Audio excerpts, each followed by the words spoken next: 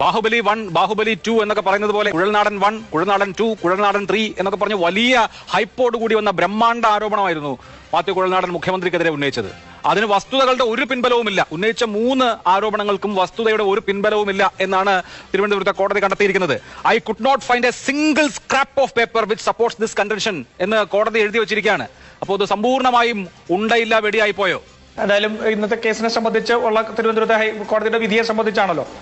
അപ്പൊ അങ്ങയുടെ ചോദ്യം എന്താണെന്ന് ഞാൻ മനസ്സിലാക്കുന്നു. ഇന്ന് തിരുവനന്തപുരത്ത് നിന്ന് മറ്റൊരു വിധിയും കൂടി വന്നിരുന്നു അഭിലാഷ്. അത് മേയർ ആര്യയുടെയും അതുപോലെ തന്നെ സച്ചിൻ ദേവിനെയും അദ്ദേഹത്തിന്റെ സഹോദരനെയും സംബന്ധിച്ചുള്ള ഒരു കേസായിരുന്നു. അതിൽ കേസെടുക്കാൻ ആവശ്യപ്പെട്ടുകൊണ്ട് തിരുവനന്തപുരത്തെ കോടതി ഉത്തരവിട്ടിട്ടുണ്ട്. അപ്പോൾ അതുകൊണ്ട് CPM ഈ ഇന്നത്തെ ചർച്ചയിൽ ഒരു നൈതികമായിട്ടുള്ള ഒരു നിലപാടെടുക്കുമെന്ന് ഞാൻ വിശ്വസിക്കുന്നു. ആദരണീയനായ ആങ്കർ ഈ ചർച്ചയുടെ പ്രാരംഭഘട്ടത്തിൽ തന്നെ കോൺഗ്രസ് പ്രതിനിധിയോട് കോടതി വിധിയെ സംബന്ധിച്ചുള്ള അഭിപ്രായം ചോദിച്ചു. കോൺഗ്രസ് പ്രതിനിധിയുടെ അഭിപ്രായം എന്താണ്? അദ്ദേഹം പറയുന്നു, ഈ കോടതി വിധിയല്ല, തിരുവനന്തപുരത്ത് മറ്റൊരു കോടതി വിധി വന്നിട്ടുണ്ട്, അത് തിരുവനന്തപുരം മേയർക്കെതിരെ കേസെടുത്തുകൊണ്ടുള്ള വിധിയാണ്. ആ വിധിയെക്കുറിച്ച് CPM-ന്റെ അഭിപ്രായം എന്താണെന്ന് അറിയാൻ ഞങ്ങൾക്ക് ആകാംക്ഷയുണ്ട്. ഏത്?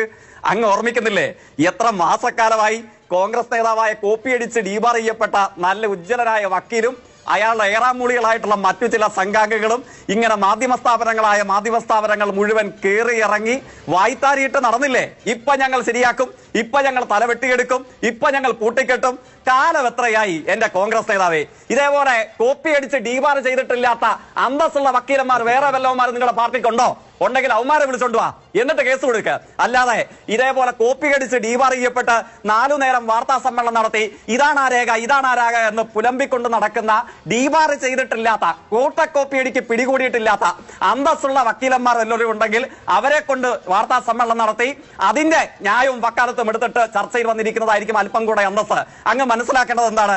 ഇന്ന് കോടതി വിധിയെ സംബന്ധിച്ച് ചോദിക്കുമ്പോൾ അങ്ങ് പറയുന്നു തിരുവനന്തപുരത്തെ കോടതിയിൽ നിന്ന്. ഇത് അങ്ങയുടെ വ്യക്തിപരമായ ഒരു പ്രശ്നമായി ഞാൻ കാണുന്നില്ല. ബഹുമാനപ്പെട്ട പ്രേക്ഷകരെ, നമ്മൾ തിരിച്ചറിയേണ്ടത് കേരളത്തിലെ കോൺഗ്രസ്, നമ്മൾ അർത്ഥസംഖ്യകൾക്കിടയില്ലാത്ത വണ്ണം പുതുതലമുറ കോൺഗ്രസ് രാഷ്ട്രീയമായി ഞരമ്പ് രോഗികളുടെ ഒരു പുതുസംഘമായി മാറിയിരിക്കുന്നു, പൊളിറ്റിക്കൽ പെർവർട്ടുകളുടെ സംഘമായി മാറിയിരിക്കുന്നു എന്ന് വേണം കാണാൻ. കാരണം എന്താണ്? രേഖയുണ്ടോ എന്ന് ചോദിക്കുമ്പോൾ ഇന്നത്തെ കോടതി വിധി അതിന് അർത്ഥസംഖ്യകൾക്കിടയില്ലാത്ത വണ്ണം മറുപടി നൽകി. അതിരിക്കട്ടെ, ആ രേഖയുണ്ടോ എന്ന ചോദ്യത്തിൽ സാമാന്യ യുക്തികളുടെ നമ്മൾ മലയാളികൾ നിർബന്ധമായും ഓർമ്മിക്കാൻ സാധ്യതയുള്ള ഒരു കഥാപാത്രമുണ്ട്. 1992 സിദ്ദിഖ് ലാൽ കൂട്ടുകെട്ട് സംവിധാനം ചെയ്ത വിയറ്റ്നാം കോളനി എന്ന് പറയുന്ന സിനിമയിലെ മാനസിക നില തകരാറിലായ ശങ്കരാടി അവതരിപ്പിക്കുന്ന കഥാപാത്രമുണ്ട്. 1992 സിനിമ സംവിധാനം ചെയ്യപ്പെട്ടു എന്ന കാലഘട്ടത്തിന് നമ്മളുടെ ആദരണീയനായ ഡീബാർ ചെയ്യപ്പെട്ട വക്കീലുമായി നല്ല ബന്ധമുണ്ട്. കാരണം എന്താണ്?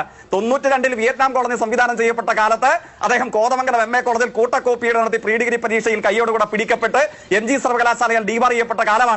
അല്ലെങ്കിൽ എനിക്ക് ഉറപ്പുണ്ട് സിദ്ദിഖ് ലാല് ശങ്കരാടിയെ മാറ്റി ആദരണീയനായ നമ്മുടെ കോപ്പിയടി നടത്തിയ 24 മണിക്കൂറും 7 ദിവസവും ഇതാണ് ആ രേഖ എന്ന് പറഞ്ഞ് കേരളത്തിലെ മാധ്യമ സമൂഹത്തെയും അന്ധമായ ഇടതുപക്ഷ വിരുദ്ധ ഞരമ്പ് രോഗം ബാധിച്ചിട്ടുള്ള ചില കോൺഗ്രസുകാരെയും ആകർഷിക്കുന്ന തലയിൽ വാർത്താ സമ്മേളനം നടത്തിയിട്ടുള്ള ഇദ്ദേഹത്തെ ആ കഥാപാത്രത്തിലേക്ക് കാസ്റ്റ് ചെയ്യപ്പെട്ടനെ. പക്ഷേ നിർഭാഗ്യവശാൽ മലയാള സിനിമയുടെയും കേരളത്തിലെ പ്രേക്ഷക ലോകത്തിന്റെയും നഷ്ടമാണ്. അന്ന് ശങ്കരാടിക്ക് പകരം കൂട്ടക്കോപ്പിയുടെ നടത്തിയിട്ടില്ലായിരുന്നെങ്കിൽ ഈ മാന്യൻ ആ കഥാപാത്രമായിട്ട് വരേണ്ടതായിരുന്നു. എന്താണ് കോടതി വിധിയെ സംബന്ധിച്ച് മനസ്സിലാക്കിയിട്ടുള്ളത്?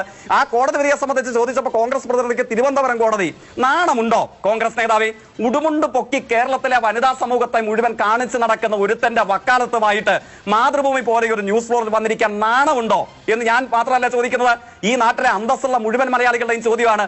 എന്നിട്ട് ആ കോടതി വിധി നമുക്ക് ചർച്ച ചെയ്യണോ? എത്ര ദിവസം ചർച്ച ചെയ്തു?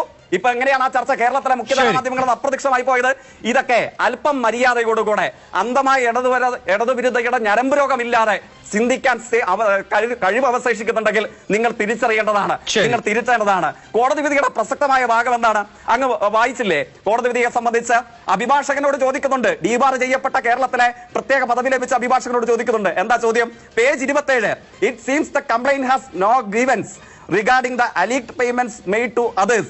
He has no case that all those who had alleged to receive payments have favored the CMR in any manner. അതായത് പണം കൈപ്പറ്റിയെന്ന് ചർച്ചയിൽ വന്നിരിക്കുന്ന ചെറിയ കോൺഗ്രസ് നേതാവ് സമ്മതിച്ചില്ലെങ്കിലും മുൻ പ്രതിപക്ഷ നേതാവ്, പരിശുദ്ധ പദവി അവകാശപ്പെടുന്ന മുൻ മുഖ്യമന്ത്രി, മുസ്ലിം ലീഗിന്റെ മുൻ വ്യവസായ മന്ത്രി, PK, OC, RC എന്നിവരൊക്കെ ഞങ്ങൾ കാശ് വാങ്ങിയെന്ന് ഒരു രേഖയുമില്ലാതെ തെരഞ്ഞെടുപ്പ് കമ്മീഷൻ ഒരു അണാ പൈസയും റിപ്പോർട്ട് ചെയ്യാതെ ഈ കള്ളപ്പണക്കാരന്റെ കള്ളപ്പണം ഞങ്ങൾ വാങ്ങിയെന്ന് കോൺഗ്രസിന്റെ മുഴുവൻ നേതാക്കന്മാരെ സംബന്ധിച്ചിരിക്കുന്നു. അതിനെ സംബന്ധിച്ച് കംപ്ലൈന്റിന് എന്ത് ഗ്രീവൻസ് ചോദിച്ചത് CPI അല്ല, ചോദിച്ചത് കോടതിയാണ്, മറുപടി ഉണ്ടോ? എന്നിട്ട് കോടതി എങ്ങനെയാണ് 27-ാം പേജിൽ ആ കോടതി വിധിയുടെ ആ ഖണ്ഡിക അവസാനിപ്പിക്കുന്നത് എങ്ങനെയാണ്? This would strengthen the argument that the complaint is politically motivated. രാഷ്ട്രീയമായി പക്ഷപാതിത്വത്തോടുകൂടെ സ്വീകരിച്ചാൽ ഇപ്പോഴത്തെ കോൺഗ്രസ്സുകാരെ നിർവചിക്കാൻ രാഷ്ട്രീയ ഞരമ്പ് രോഗം ബാധിച്ച പുതിയ ഒരു അഭിഭാഷകനായി മാത്രമാണ് ഈ സംഘം കോടതിയിൽ എത്തിയിട്ടുള്ളത്. ഞങ്ങൾ പറഞ്ഞതല്ല. വിധി പ്രസ്താവത്തിൽ ഇംഗ്ലീഷ് അല്പം വായിക്കാൻ കഴിയുന്ന മുഴുവൻ മലയാളികൾക്കും എഴുതി വെച്ചിട്ടുണ്ട്. അത് വായിച്ചിട്ട് വേണം ഇവിടെ വന്ന് തോറ്റ കേസിന്റെ വക്കാലത്തുമായിട്ട് വന്നിരുന്ന ചർച്ചയ്ക്കിരിക്കാൻ.